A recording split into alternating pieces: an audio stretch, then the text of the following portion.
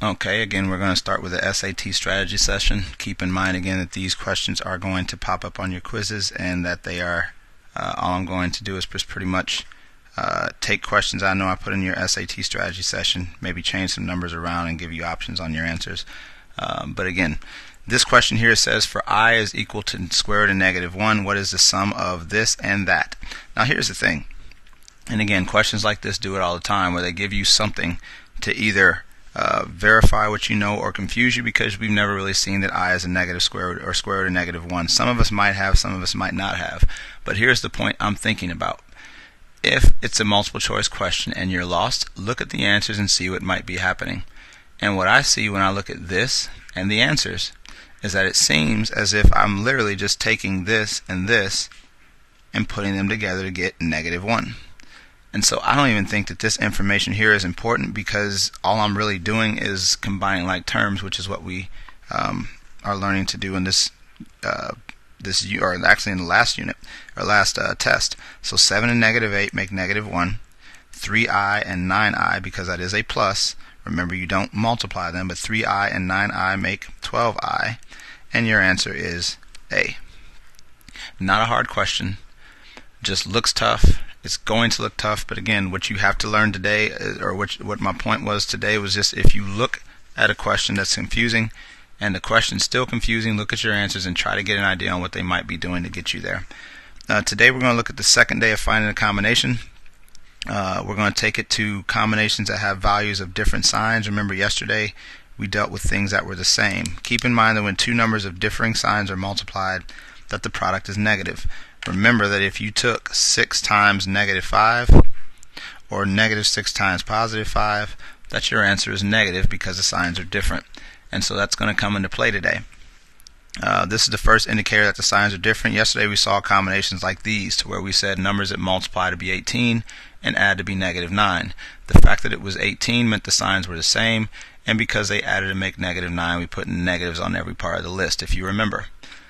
Here they multiply to make 24, add to be 10, and so we made our tree for 24, and because it was positive 24, the signs were the same, and because the 10 was positive, it meant our numbers were all positive.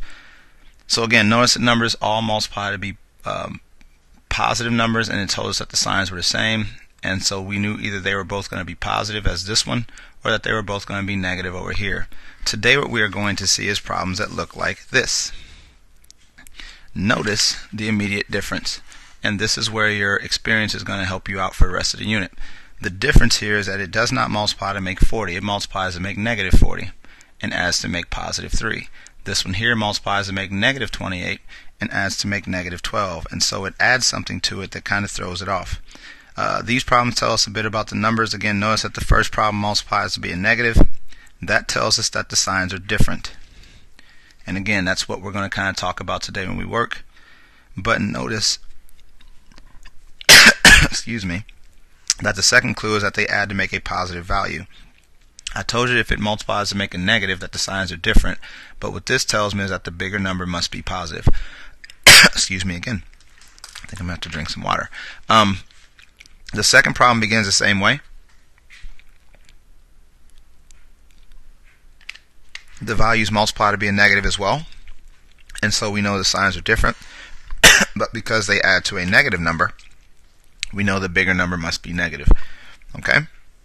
So the clues will be discussed as we work through the problems on the notes. Just keep in mind that the larger number will always win whenever we add them together, and that's what we're talking about here. That if this is positive, that our bigger number is positive. If this is negative, that our bigger number is negative. So let's get started on this.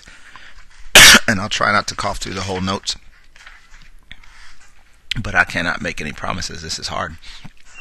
Question A. Multiplies to be -84, adds to be 8. The first thing is that it multiplies to be a -84, and we're just going to make the tree for 84 first. But we want to keep in mind that the fact that this is negative means that the signs are different.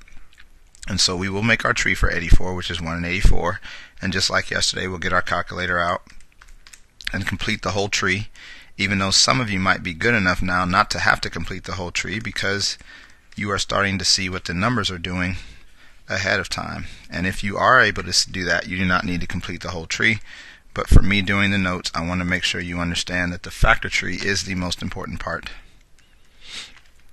84 divided by 5, remember, shouldn't work because it doesn't divide by 5. 84 divided by 6, yes, does work. 6 and 14.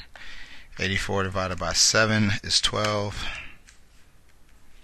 84 divided by 8, I don't think is going to happen. 84 divided by 9. Notice I typed in 9, I got an answer of about 9, which means that 84 divided by 10 is probably definitely our starting point because our answer is smaller. So this is our part. And again, the difference between today and yesterday, because we know it multiplies to be a negative 84, we know the signs are different. So one of these sides, notice this is the smaller side and the larger side, that's why we set it up like that. One of these sides has to be negative in order for that to be negative 84. That is where this comes into play. Because 8 is positive, it means that the positive side should win, which means that all these numbers here should be positive numbers, and these numbers here, which are smaller, should be negative. Think about it. If you put these two together, you're going to get a positive. If you put these two together, you're going to get a positive. If you put these two together, you get a positive, positive, positive, or positive. So now we are looking for the ones that add to be 8. 84 minus 1 is 83. 42 minus 2 is 40. That makes 25. This makes 17. 14 minus 6 is 8. And so your answers are negative 6, positive 14. Keep in mind again, when the signs are different, you subtract them. You do not add them like we did yesterday whenever they were the same. But again, if you need to, take your calculator and type in negative 1 plus 84 equals negative 2 plus 42 equals negative 3 plus 28 equals negative 4 plus 21 equals, and you'll notice that all these answers give us different things, but negative 6 plus 14 definitely gives me an 8, and that's what I'm looking for. I don't care how much you have to use your calculator to get you there. You just need to fight through in order to answer each question. Here they multiply to make negative 128, so again we will make a tree for 128, just a regular 128, and just watch the signs later. 128 divided by 2 is 64. 128 divided by 3, oops, is nope. 128 divided by 4 is 32. I don't think 5 works because usually again 5 ends in 0 or 5. 128 divided by 6, nope. 7, nope. 8 is 16. 9, nope. 10, I don't think is going to happen because it should end in 0. Look how my answers are getting close. 11 gives me another 11, so I can almost guarantee 12 is not going to work, and it's going to give me a stopping symbol. Here's the thing. We know we are looking for numbers that multiply to make negative 128, so one of these two sides is negative, and we notice that it makes a negative 8 when you add them, which means the negative should win, and your negative should go over here, which means that all these numbers have to be positive. The ones that make negative 8, again, can't be those. Those are too far. It's like 62. I think it's these two. Positive 8, negative 16 would make a negative 8 if you put them together because the negatives win by 8. Okay? This one here multiplies to make negative 144, adds to make negative 10. I think we've seen 144 before, but unfortunately it wasn't on these notes, so there's nothing we can do about it. 144 divided by 2 is 72. 144 divided by 3. The reason I am working so hard on doing these on your notes is so you can see that all you have to do is just keep going. It has nothing to do with how smart you think you are with numbers. It's just a matter of whether or not you have the stubbornness to just keep going forward. 144 divided by 5. No. 144 divided by 6. Yes. Just 24. And the more you do it, the better you get, but it just takes patience. 144 divided by 8 is 18. The reason I told you it works like a puzzle is because if you think about putting a 1,000-piece puzzle together, I don't think you're going to get it done in 5 minutes, so you have to kind of sit down with patience in mind, understanding that it might take you a while to get there. And 144 is 9 and 16. I don't think 10 works. I don't think 11 works. And I'm pretty sure 12 does work, but it gives us our stopping point because notice that our answer is the same, and it means it is 12 and 12. What we're looking at here again is that it multiplies to make a negative 144, so signs are different. And because it makes a negative 10, it means that we need our bigger numbers to be negative and our smaller numbers to be positive. Looking for the ones that subtract to make 10 means they are 10 apart. That's definitely not 10 apart. That's 70, 45, 32, 18, but look at that. Positive 8, negative 18, 10 apart, negatives win by 10. So positive 8 and negative 18 is the answer to that puzzle. A few more to do. Multiplies to make negative 156, adds to make 1. Of course, 1 and 156 go first. 2 and 78 next. I think one of the problems that people tend to have is whenever they don't write clearly because they're in a rush. So make sure that you can actually see what you're writing there. 156 divided by 4 is 39. Divided by 5 I don't think will work because it's 5 usually ends in 0 or 5. Nope. 156 divided by 6 is 26. 156 divided by 7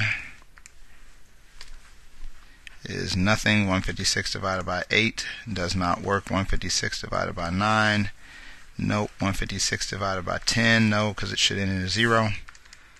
Divided by 11, nope. Divided by 12 gives us 13. And if you notice, the next number we would check is 13, but it's already over here, so there's no need to check it.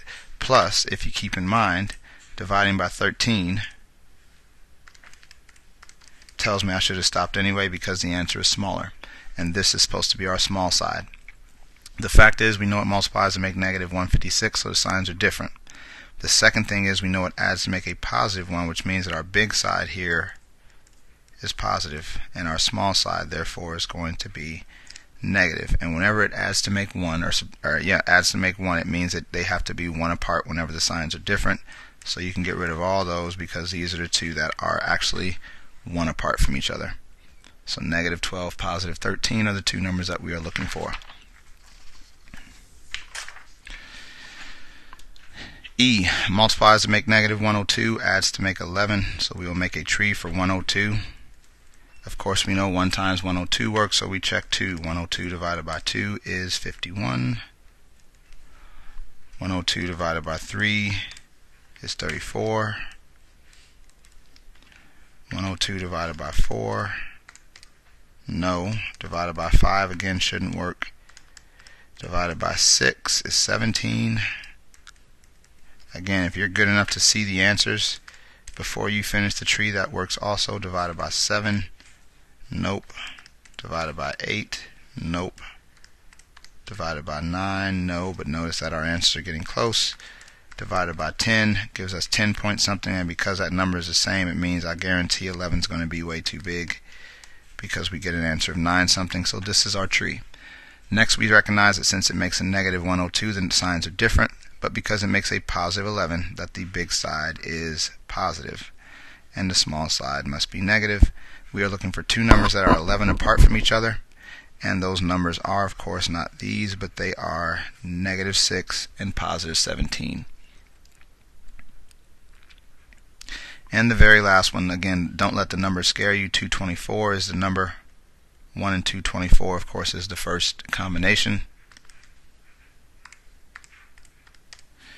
2 times 112. And again, this is where I said just view it like a puzzle. Take your time. Understand you're not going to be able to rush your way to the answer on these. 4 times 56.